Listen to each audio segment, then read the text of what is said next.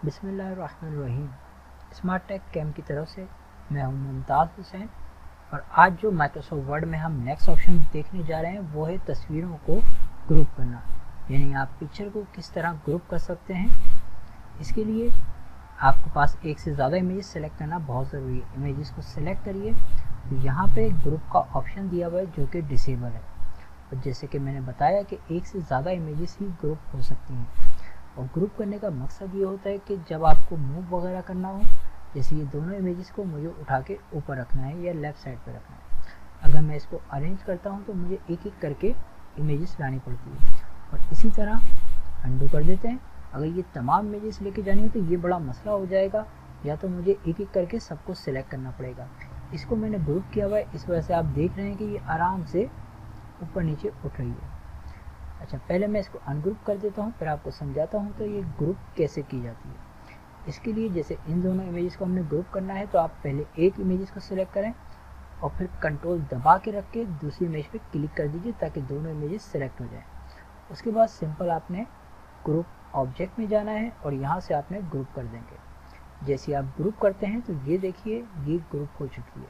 अब इसका फ़ायदा ये है कि आप इजीली इसको क्लिक करके आसानी के साथ इसको मूव कर सकते हैं। और इस एग्जाम्पल यहाँ पे भी देखिए, जैसे ये तमाम इमेजेस हैं।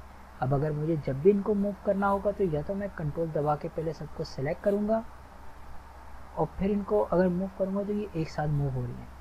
लेकिन अगर मैं इसको फॉर्मेट में जाके ग्रुप कर देता हूँ तो ये हमेशा के लिए अब आराम से अरेंज हो गई है। जब चाहे आप इसको मूव कर सकते हैं और जब भी ग्रुप से हटाना चाहें तो आप इसको अनग्रुप कर दीजिए।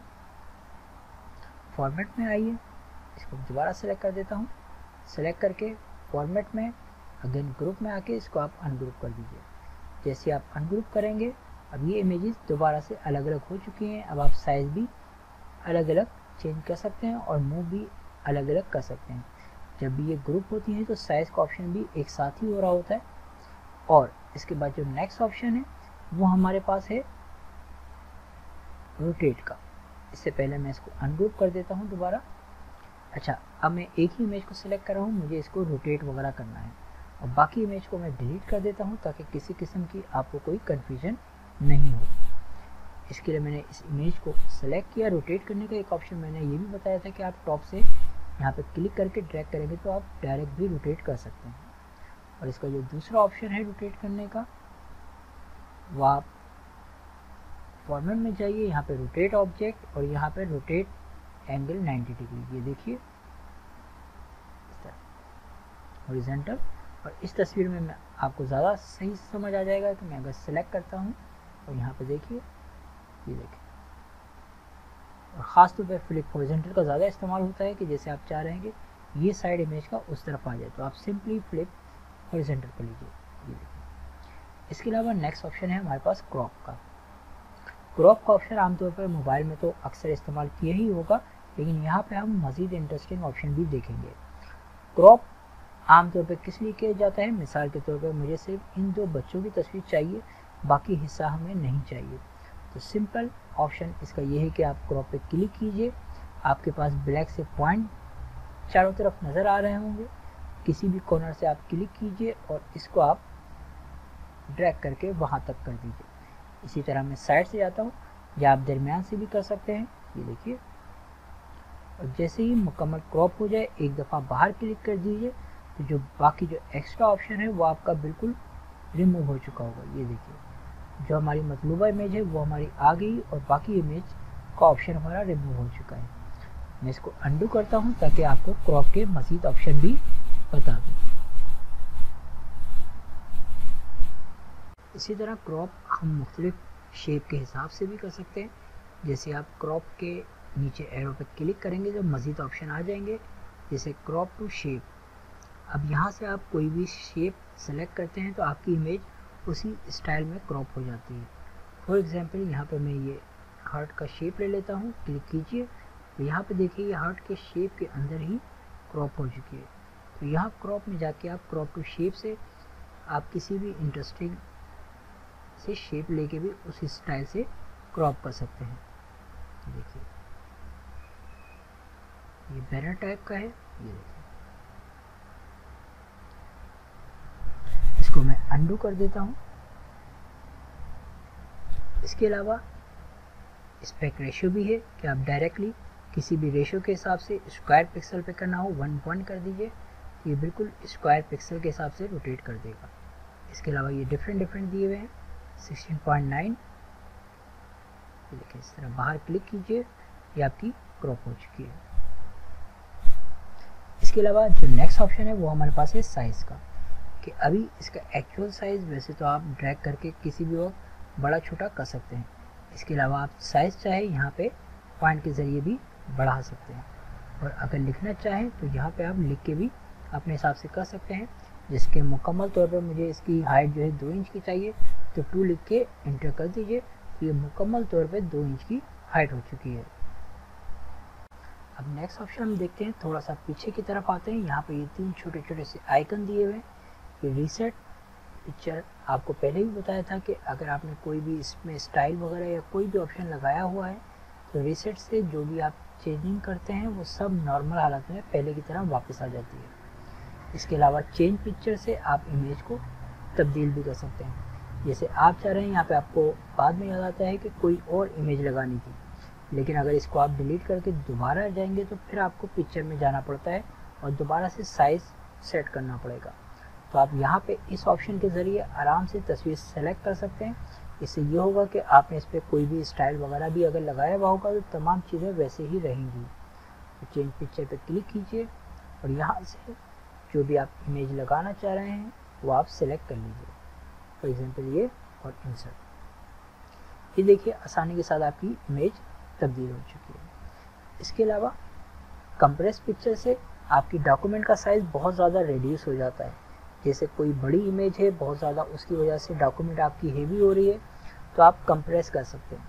जैसे आपने क्रॉप वगैरह भी इमेज को किया हुआ हो, तो एक्स्ट्रा साइज़ को रिड्यूस करके आपकी फाइल का साइज़ बहुत कम कर देता है। तो उसके लिए आप सिंपल कंप्रेस पे क्लिक कीजिए और यहाँ से सिंपली ओके कर दीजिए। तो ये जो आपका क्रॉप का साइज़ वगैरह होगा वो परमानेंट डिलीट कर देगा। तो वो याद रखिएगा, आप दोबारा क्रॉप वाली इमेज को नॉर्मल नहीं कर सकेंगे। इसके अलावा अगर बेहतर ये होता है कि अगर आप बहुत ज़्यादा क्वालिटी कम करना चाह रहे हैं तो ईमेल पे भी रख सकते हैं इससे, लेकिन प्रिंट के हिसाब से बेहतर नहीं रहता। अगर आप चाह रहे हैं कि आपने हो सकता है डॉक्यूमेंट को प्रिंट भी करना हो, तो बेहतर है कि HD या प्रिंट साइज़ पे ही रखिएगा। मैं इसको डिफ़ॉल्ट सेटिंग पे ही रख के ओके कर देता हूँ। तो अब जब मैं सेव करूँगा तो पिक्चर का साइज़ काफ़ी रिड्यूस हो चुका होगा। इसके अलावा जो नेक्स्ट इंटरेस्टिंग ऑप्शन देखने जा रहे हैं वो है हमारा रिमूव बैकग्राउंड, कि आपने इसका बैकग्राउंड कैसे ख़त्म करना है। जैसे कि यहाँ पे एक ब्लू कलर का बैकग्राउंड आ रहा है, मैं चाह रहा हूँ कि ये रिमूव हो जाए। तो इसके लिए मैं रिमूव बैकग्राउंड पे क्लिक करता हूँ। यहाँ पे आपको ये एक अलग से ऑप्शन बिल्कुल नज़र आ जाएंगे बैकग्राउंड रिमूवल का। सबसे पहले तो मुझे इसका कंप्लीट एरिया रखना है, तो मैं इसको कंप्लीट सेलेक्ट कर लेता हूँ। क्योंकि नीचे भी एक आइटम रखा हुआ है, मैं इसको थोड़ा सा बड़ा करता हूँ और थोड़ा सा ऊपर की तरफ आ जाते हैं। इसके बाद यहाँ पे अगर मैं कीप चेंजेस पे क्लिक कर दूँ तो ये बंदा सर्टिफिकेट और ये तो आ जाएगा, लेकिन ये चीज़ हमारी रिमूव हो जाएगी। जबकि मुझे यहाँ पे ये लैपटॉप वगैरह और जो इसका मोबाइल वगैरह आ रहा है ये भी मुझे रखना है। तो इसके लिए मार्क एरिया टू कीप पे क्लिक कीजिए और जो एरिया अगर नहीं आ रहा तो उसके ऊपर आप हल्का सा ड्रैग कीजिए ताकि वो एरिया भी हमारा विजिबल हो जाए इस तरह। इसके अलावा ये भी है छोटा सा, इसको भी सिलेक्ट कर सकते हैं। और इसी तरह किसी एरिया को अगर आप नहीं लेना चाह रहे हैं तो आप मार्क एरिया टू रिमूव पे क्लिक कीजिए और यहाँ से जैसे मैं इसको हटा देता हूँ, दोबारा क्लिक करता हूँ, तो ये हमारा एरिया डिसेबल हो रहा है। ये देखिए। और जब तमाम चेंजेस कर लीजिए तो कीप चेंजेस पे क्लिक कर दीजिए। और अगर कोई गलती हो गई है, आप कोई भी तब्दीली नहीं करना चाहते, डिस्कार्ड ऑल चेंजेस कर दीजिए, तो आपने जो भी ऑप्शन अप्लाई किए वो सब कैंसिल हो जाएंगे। तो मैं कीप चेंजेस पे क्लिक करता हूँ ताकि हमारे पास रिमेनिंग पार्ट ये आ चुका है। इसके बाद नेक्स्ट ऑप्शन है करेक्शन का कलर और आर्टिस्टिक इफेक्ट। ये किसी सही सी इमेज पे लगाते हैं, इसके लिए मैं इसको डिलीट कर देता हूँ और एक कोई कलरफुल सी इमेज ले लेता हूँ। पिक्चर में गए और यहाँ से हम ले लेते हैं फॉर एग्जाम्पल ये इमेज, और इसको मैं थोड़ा सा छोटा कर देता हूँ, बल्कि सही है। करेक्शन के ऑप्शन है कि इस इमेज की आप ब्राइटनेस वगैरह बेहतर कर सकते हैं। यहाँ पे ये देखिए कुछ प्रीसेट भी बने बनाए हैं। ये देखिए ये शार्पनेस कर रहा है इमेज को। ये देखिए ये नॉर्मल था हमारा, ये ब्लर वगैरह। और इसके अलावा ये ब्राइटनेस का ऑप्शन है कि इमेज की आप ब्राइटनेस किसी इमेज में बेहतर लग सकता है और कुछ इमेज में इसकी बिल्कुल ज़रूरत नहीं पड़ती है। तो आपको जो ऑप्शन बेहतर लगे इमेज के हिसाब से उस पर आप क्लिक कर दीजिए। मेरे ख्याल से ये ज़्यादा बेहतर है तो मैं इस पर क्लिक कर देता हूँ। इसके अलावा कलर के ऑप्शन, कलर के ज़रिए आप अपनी इमेज को कलराइज कर सकते हैं, ब्लैक एंड वाइट कर सकते हैं और दीगर कलर टोन में आप चेंज भी कर सकते हैं। ये देखिए सिंपल ब्लैक एंड वाइट का ऑप्शन है और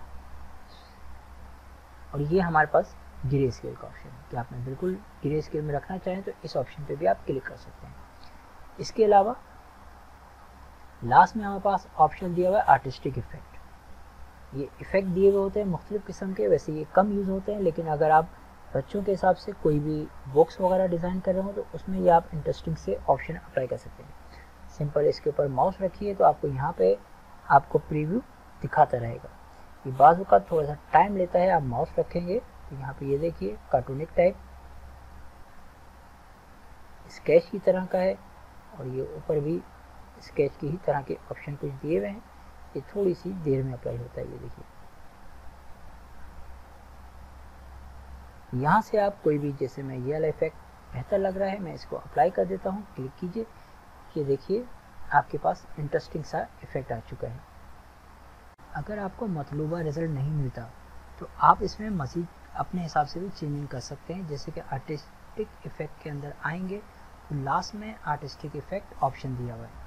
इस ऑप्शन के ज़रिए जाके आप अपने हिसाब से मॉडिफाई कर सकते हैं। जैसे आप क्लिक करेंगे तो साइड में एक पेन ओपन होगा, बिल्कुल लास्ट में देखिए आर्टिस्टिक इफेक्ट का ऑप्शन आ रहा है। यहाँ से आप अपने हिसाब से चेंज कर सकते हैं। जैसे नंबर ऑफ शेड 2 लिखा हुआ है, मैं इसको हटा के यहाँ पे 5 कर देता हूँ। तो थोड़ा सा टाइम लगेगा, ये देखिए। और इसी तरह आप ट्रांसपेरेंसी लेवल को चेंज कर सकते हैं ताकि ज़्यादा इफेक्ट काम ना करे। जैसे कि 0 की जगह मैंने 50 लिख दिया है, ये देखिए। और इसी तरह आप करेक्शन के अंदर जाते हैं तो यहाँ पे पिक्चर करेक्शन के भी ऑप्शन अलग से भी आ जाते हैं कि आप ब्राइटनेस अपने हिसाब से करना चाहें। पहले मैं इसको रीसेट कर देता हूँ ताकि ये नॉर्मल वापस आ जाए। अब जैसे ब्राइटनेस का ऑप्शन मुझे यहाँ पे मतलूबा नहीं मिल रहा तो आप पिक्चर करेक्शन ऑप्शन में जाएं और यहाँ पे ये देखिए पिक्चर करेक्शन का शेड खुल चुका है, तो आप इसमें अपने हिसाब से शार्पनेस कर सकते हैं। देखिए थोड़ी सी चमक बेहतर हो जाती है। इसके अलावा इसमें ब्राइटनेस आपने जितनी करनी हो, बहुत ज़्यादा हो गई है, इसको मैं कर देता हूँ 10%। और इसके अलावा यहाँ पे कंट्रास्ट,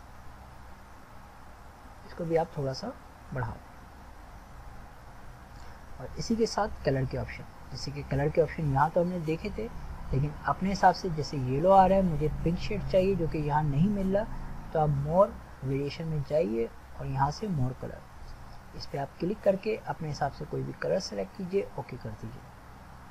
ये देखिए ये ऑप्शन था हमारा कलर के अंदर यहाँ पे। इसके अलावा अगर मज़ीद ऑप्शन चाहिए हो तो पिक्चर कलर ऑप्शन पर क्लिक कीजिए, तो इसका भी पूरा एक पैन होता है, यहाँ से आप इसमें चेंजिंग कर सकते हैं। ये देखिए टेम्परेचर वगैरह, इसकी सैचुरेशन कलर वगैरह का लेवल आप बढ़ा सकते हैं या कम भी कर सकते हैं। ये चीज़ इस तरह आप इन इंटरेस्टिंग ऑप्शन को यूज़ करते हुए इमेज को मज़ीद बहुत ज़्यादा कस्टमाइज़ कर सकते हैं। और कोई भी चेंजेस नॉर्मल करनी हो, आपने सिंपल रीसेट पे क्लिक करना है, तमाम नॉर्मल की तरफ ये वापस आ जाएगी। हमारे YouTube चैनल को सब्सक्राइब जरूर कर लें, साथ ही बेल आइकन को दबा दीजिएगा ताकि नई आने वाली वीडियो आपको मिलती रहे। हमारी मेहनत और वीडियो आपको पसंद आए तो लाइक जरूर करिएगा, और साथ ही वीडियो के बारे में कोई भी सवाल पूछना हो या अपनी राय देनी हो, हमें अपनी कमेंट से जरूर आगाह करें।